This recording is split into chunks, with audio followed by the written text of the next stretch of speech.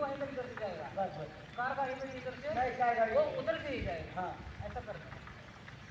नहीं, क्या बताए बहन जो हम लोग गाड़ी का बहुत कष्ट हो रहा है। क्या बताए गाड़ी को पहले चेक करा पूरा खत्म हो गया।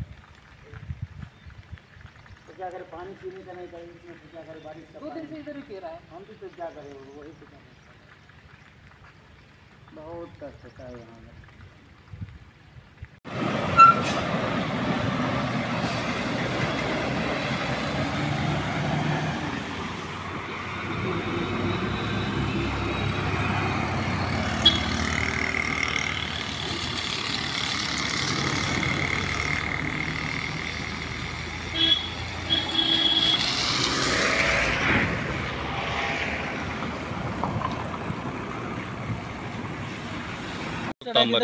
मला सांगा सध्या काय सिच्युएशन आहे आणि किती दिवस झाले तुम्हाला इथे येऊन? मला कंप्लीट 2 दिवस झाले इथं येऊन. तर त्या बाजूला जो रोड काढलेला आहे त्याने, ते जास्त चढण असल्यामुळे ते गाड्या चढायला गेल्या तिथं. आता कमीत कमी 10-12 गाड्या होत्या काल, काही आता वापस गेल्या, फाट्यावर जाऊन थांबल्या. तर आता मेन रोड जेव्हा क्लीन होईल त्यावेळेसच आम्ही जाऊ शकतो. बरोबर. हा, इथं काय जेवण वगैरेची सोय नाही, काय नाही. दर दिवस चलत जातो, तिथं येतो. तर बरोबर. हा, आता काय मागणी काय आपल्या? मागणी म्हणजे लवकरात लवकर रोड क्लीन करून द्यावा. दादा आपलं नाव? माझं नाव प्रशांत विजय सकट आहे. मला सांगा काय सिच्युएशन तुम्हाला सध्या फेस करावं लागते?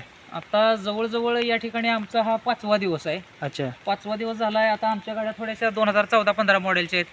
काही वेळा या रस्त्यानं चढतात.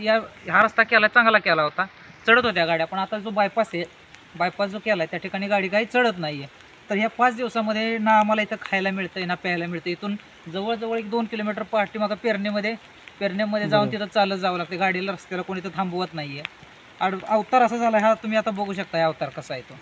बरोबर.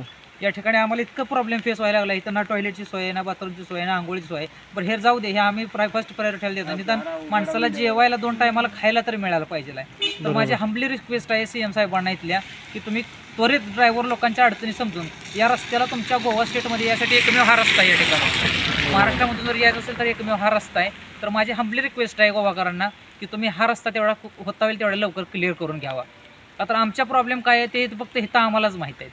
बरोबर. एवढंच माझी विनंती आहे. परवा दिवशी CM साहेब आले होते, पण त्यांनी त्यांच्याशी बोलण्याचा प्रयत्न मी केला, पण ते बॉडीगार्डनी वगैरे जवळ येण्याचा आम्हाला तिथं मज्जाव केला, येऊ दिलेला नाही त्या ठिकाणी.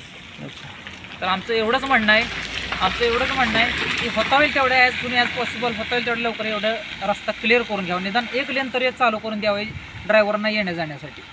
एवढंच माझी विनंती आहे. धन्यवाद.